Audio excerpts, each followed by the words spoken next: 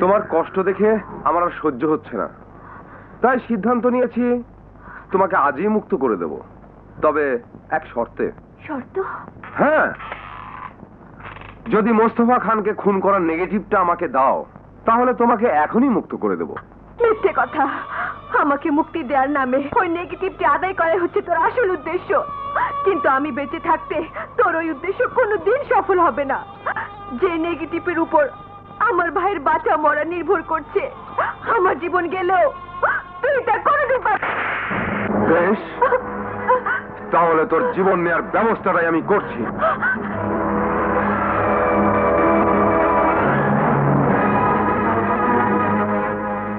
এখনো সময় আছে, আমার শর্তটা মেনে নে। তুই এখানে? ভাইয়া, রায়হান কোথায়? ও হয়তো আর এখানে আসবে না, কারণ পুলিশ টের পেয়ে গেছে ওর সাথে আমাদের যোগাযোগ আছে। কিন্তু মিনার চিন্তায় ওর মা ভীষণ অসুস্থ হয়ে পড়েছেন, খবরটা ওকে জানানো খুবই প্রয়োজন। ঠিক আছে, ওর সঙ্গে দেখা হলে খবরটা অবশ্যই জানিয়ে দেব। তুই এখন যা, আমি একটা বিশেষ কাজে বাইরে যাচ্ছি।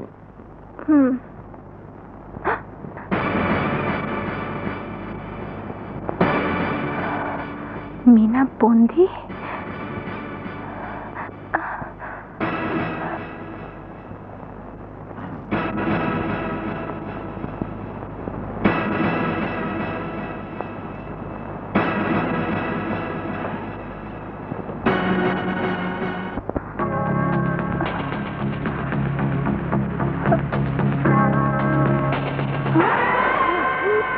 মিনা, মিনা, সোনিয়া আপা, মিনা আপা,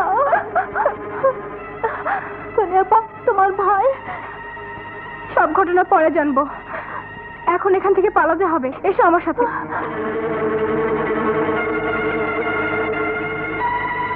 দেখি দরজা দেখি বন্ধ, চলো।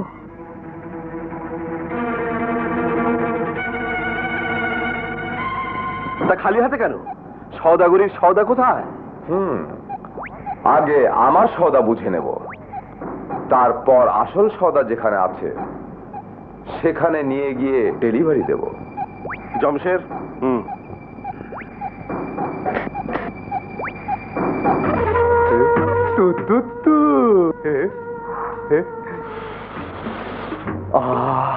কি সুবাস, সব চকচকা নোট।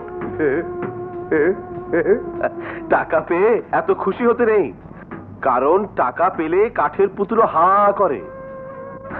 আত্মহারা হয়ে মানুষ মরে, তুমি মরো না।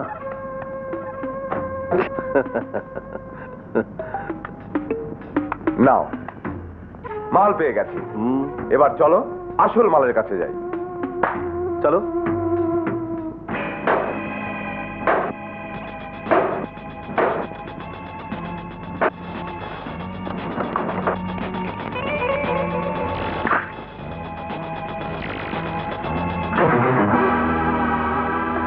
ম্যাডাম, ওকে নিয়ে আপনি কোথায় যাচ্ছেন?